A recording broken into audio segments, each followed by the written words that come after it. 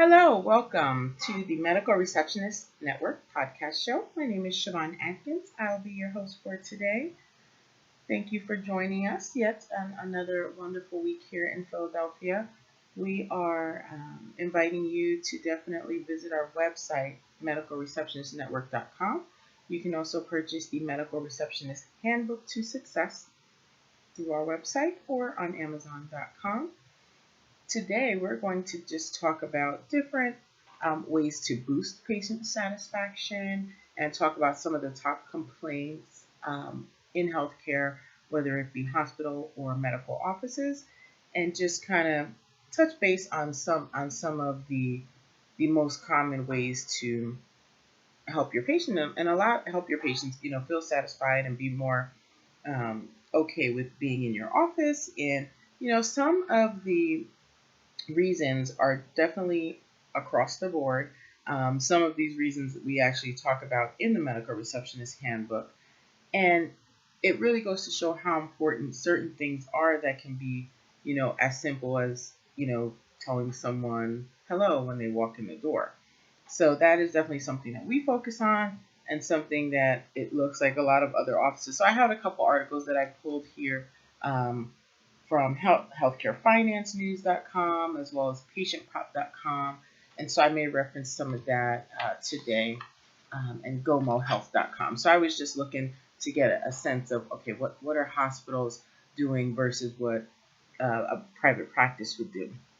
And for the most part, we're looking at a lot of the similar things is, how are you greeting patients on the phone? Is it consistent? How long are your phones ringing before they're answered? Is each patient receiving a smile and a hello when they come in? Are you making eye contact with the patient? And using the patient's name at least one time, during their experience. And I think that is definitely a great way to make someone feel comfortable, by using their names instead of, Miss or Mr. or Ma'am or whatever terms you use. Always, definitely try to use the patient's name, and that helps them feel connected. You're going to more so remember who you're dealing with when you're actually using names, and they don't just become the next patient, the next patient, the next patient. So it gives a personal touch. And making eye contact as much as possible. We're generally sitting in front of our computers. We're trying to get information. Maybe we're looking things up that you need, for that moment. But if the patient is actually engaging with you, speaking with you about their visit or their paperwork or their insurance, you should really make sure you take time, look up, acknowledge that you're paying attention to what they have to say. If they're standing in front of you for 3 minutes and the entire time you're staring at your computer, that's not making them feel welcome in that office. And, they're at this point not even sure if you're really paying attention, and everyone doesn't read people the same. So the best way is to look at them and acknowledge that conversation, that you understand what they're asking you, or that they understand what you're saying to them. Because if you might be talking to them and looking down, that's horrible, because they could be making a face or nodding or have a little confusion, and you haven't even seen their body language or their facial expression to know that maybe you need to explain something differently, or just repeat yourself, or whatever the case may be. And that's, you kind of want to be a little perceptive with your patients and kind of have a step up and know how to respond, to their responses to you. Some of these, like I said, are very general and simple things. Make sure the spaces are clean. Make sure your desk is clean, or at least the area where the patient has to maybe put their purse down, or, put their keys, or the waiting area. Are you going out there every now and again when you have 2 minutes, just to make sure there's no trash on the floor, that magazines aren't all a mess, that no children have spilled snacks or, food on the floor, and just that consistent upkeep, because, the first 10 patients should be the only ones to see your office nice and spiffy. It should be that same experience across the board. So that's always kind of a quick thing. Then it lets you get out of your seat, walk around a bit, and you're also doing something to help out the office. And listening to patients without interrupting them. And sometimes that's hard to do, right? And it's not hard to do because it's kind of rude, but it's hard to do when you kind of know, you see the question coming from a mile away, you're kind of ready to answer it, but you always kind of let people get to the end and make sure there's a break for you to properly jump in, because that is something else that reduces patient satisfaction if they feel like every time they come in they can't talk to the people who they need to communicate with, to handle their healthcare needs, or their paperwork, or their even their clinical needs. And some of these ideas really span not only clerical and front desk, but also clinical. Making sure that patients are being listened to, and that you understand what they're saying, that they understand what you're saying, and also the patient education part. I believe that goes from the front desk to the back as well, because there may be something that you need to explain to a patient, and there may be a different set of information that your medical assistant or your doctor has to explain to a patient. So patient education is very important, and patients feel very secure when they go to an office that takes those extra few minutes to explain information, to provide documentation on any procedures or processes that have to do with your office or their healthcare, and or their children or parents' healthcare. So that is definitely a great way to boost your patient satisfaction, um, and making sure you're handling requests. So, and again, we cover this in the medical receptionist handbook. If someone asks you to do something, then they're expecting that you're going to get it done. So make sure you do it, and make sure that you are managing those requests and having them where you can access them, not where you're going to forget them and you put something on top of it, you didn't see it till 2 days later. Just make sure you're organized in that way so that you can keep your word when you say, yes, I'm going to have this faxed at the end before the end of the day, or I'm going to make this call for you and get those results over as soon as I can. Whatever the case may be, just make sure that your process puts you in a positive space to make sure you're getting those things done. Saying goodbye to patients, and sometimes this is hard because sometimes patients don't need to stop at the front desk. But I believe when they are heading out, if you're able to communicate with them, why not? Thanks for coming. Have a great afternoon. See you again soon. Whatever works in your office setting. But that is nice that they see that you're paying attention who's coming in and out of your office or your waiting area for that matter. Let's see what else we got here. I'm thinking let's talk about the number 1, 2, and 3 issues of why patients become dissatisfied with an office. First, of course, customer service. So if they have poor communications, disorganization, and excessive delays in seeing the physician, the patient becomes dissatisfied, right? Communication, if there is frustration with the communication, meaning, maybe someone on the phone gave me one piece of information, I come in and someone at the front desk tells me an entirely different thing. So now, I have two people who work in the same office who should have the exact same information providing me different information. So now I'm dissatisfied, right? I'm not happy. And then we're going to talk about the wait time. So no one likes waiting, and that tends to become a huge complaint. It doesn't matter how wonderful you are, how wonderful your doctors are, how wonderful your nurses are. When a patient has to come in and sit for an hour and a half, they will still be some tension, or they'll be upset. They're worrying about their time, their other responsibilities. So the best thing you can always do in these scenarios, first of all, if you know your office is behind and it's not a normal scenario, or maybe it's longer than usual, if you have time to call the patients ahead of time, or you have an electronic system that can send messages, do that. Being informed improves the dissatisfaction of waiting, by 50%, just because the patient, if not more, because the patient is aware now, they know they can prepare themselves. Maybe they need to make a couple of phone calls. Patients in your waiting room who also have to experience this extended wait, you should definitely make sure that you're reaching out to them in the waiting room. You can walk out and talk to them, or you can announce it from your desk. If it's just one doctor, if you have multiple providers that are Maybe some of them are behind and some of them aren't. You make the announcement for that specific provider is running, 20, 30 minutes behind. We apologize for the delay. Please come up to the front if you have any questions. And, just that much will allow them to prepare themselves and to mentally prepare themselves instead of sitting there and hearing nothing and wondering why they've been here for, an extended amount of time when they made an appointment 2 months ago.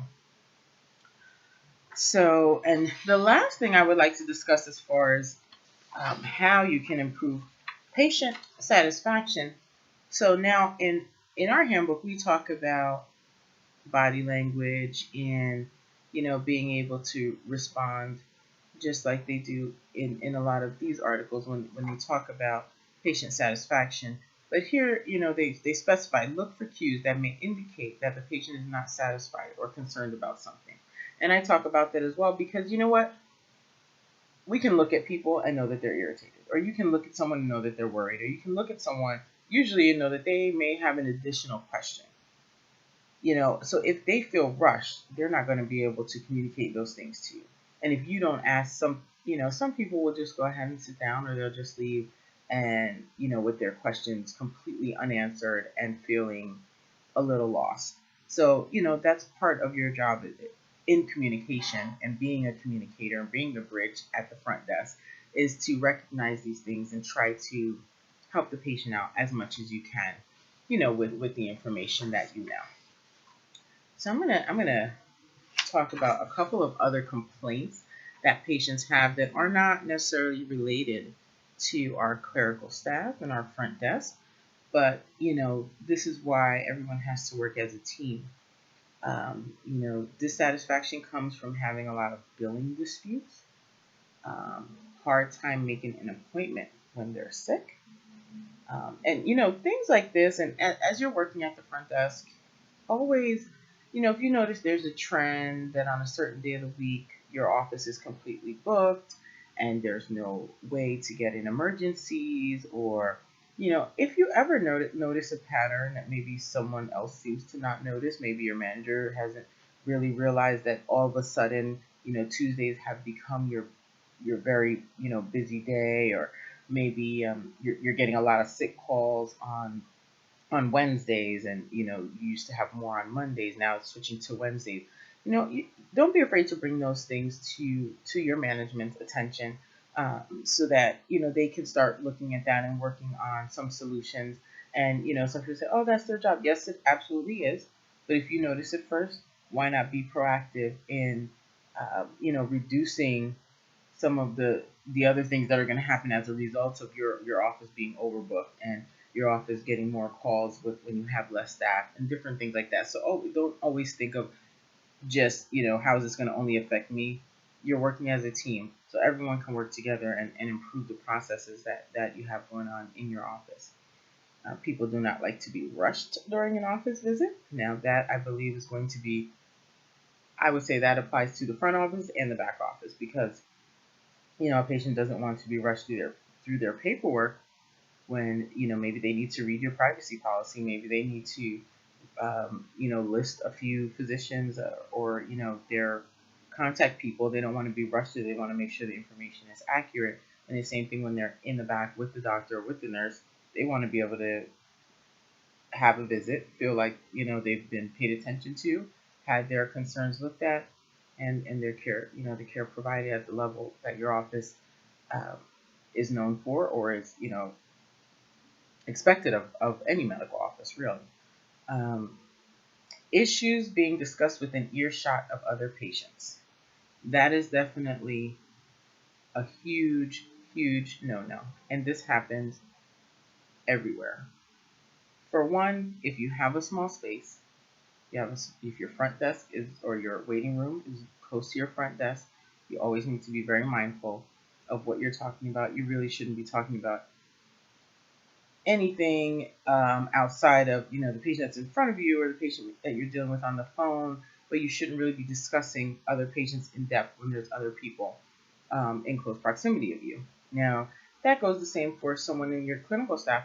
If a physician or a nurse is standing outside of a door talking about another patient, patients in the surrounding rooms or walking through the hallway to use the bathroom can hear that. So we all have to, in healthcare period, we have to be very careful of how we're conducting ourselves when we're communicating, what we're communicating about, and and making sure those conversations are taking place at the appropriate time and in the appropriate area to protect everyone's privacy. Um, let's see. Oh, hard to reach the doctor by phone or email. So, that sometimes is a front issue, and that's also, a clinical issue, because a lot of times you may get the call that the patient wants to speak to a doctor. You may get the message first that has to be transferred over to the physician, and perhaps you've done your part, right? You triage that call to wherever it needed to go, and maybe the callback didn't happen for 2 or 3 days when the patient thought they would hear back, same day. So then when they call back, of course, that comes back to you. And they're like, well, I called 3 days ago and I spoke to you and I was supposed to speak, and obviously you're going to let them know, listen, I did forward your message. We apologize for, the delay in your callback. Please hold. And you go into whatever you need to do. But see, those kind of things sometimes are very hard to manage because you can't make anyone else do their part at, any specified time. But always let them know and know the policy of your office. If patients call to speak with the doctor and your office policy is within 24 hours, the doctor will call you back. Maybe your office has a policy within, same business day, they will get a call back, whatever it is for your office. Maybe it's, if it's only for a certain type of general questions, maybe 48 hours. Whatever the case is, make sure you know what it is. So that when you take messages for patients, you're letting them know. I'm going to, if you have other clinical professionals who can speak to patients and they refuse and they only want to speak to this particular doctor who may be on vacation, or this particular physician who has the busiest schedule of them all, and they may have to wait 3 days, let them know, because then you cover yourself and you're also informing the patient. So then if they wait a day and a half and think, I might as well just speak to someone else, or they know that they're waiting, for that doctor to call back in the 3 days.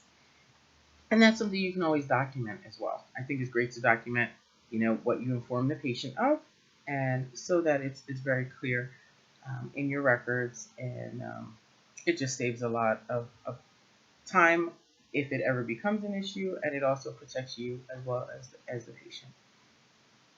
Inconvenient office hours. Fortunately, we can't always change that.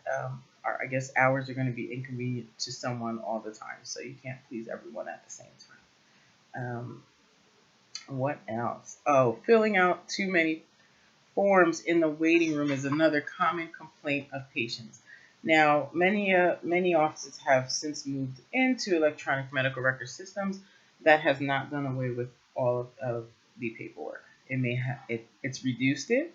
It's caused some people to maybe just have to sign off on things that were already filled out previously. But the paperwork is still here in healthcare big time, and there's some offices that have a lot of physical forms that have to be filled out by patients.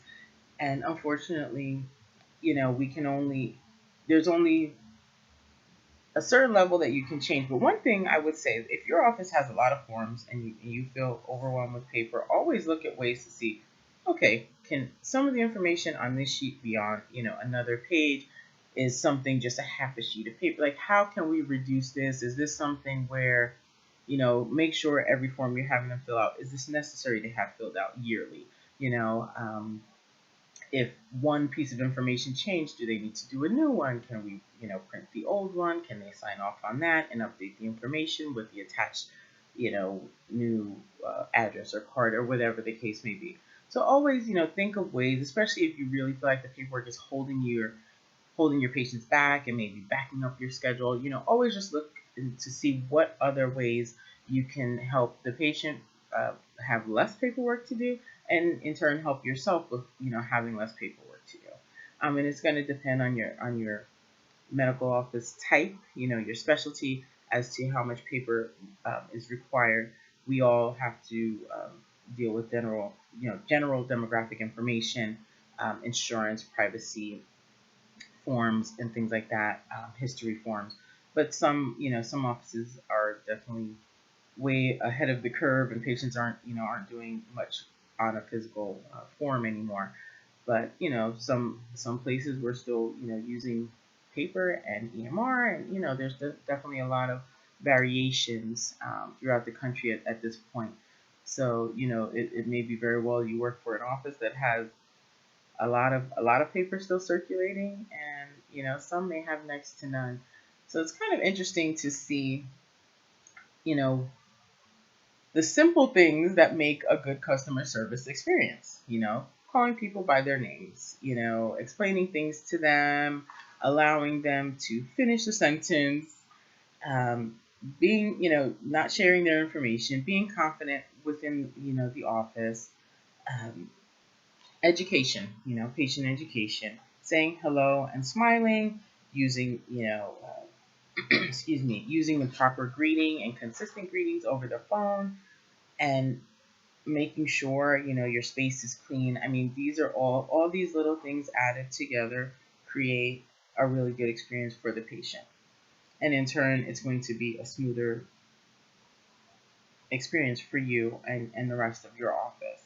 So the last thing I want to say is make sure as a medical receptionist, medical secretary, anyone in healthcare tend to get caught up in a lot of our daily activities, and outside of work you may have your family, and you have a lot of other responsibilities. Just make sure you make time for yourself. Take your 10 minutes to think, to read, to meditate, take a walk, get some fresh air. Always make sure you do what you need to do to keep your mind clear and focused. And we always want to encourage everyone to take care of themselves while you're taking care of others. Thank you so much for listening to episode 7 of the Medical Receptionist Network podcast. Again, I am Shivhon Adkins. Please visit our website and check out the Medical Receptionist Handbook to Success. We also have the Medical Receptionist Success Training available very, very soon for medical offices who would like to be a part of the Medical Receptionist Network. So we're looking forward to unveiling that. And again, you can reach out to me if you have any questions. Contact us directly through our website, and we look forward to speaking with you next week. Bye-bye.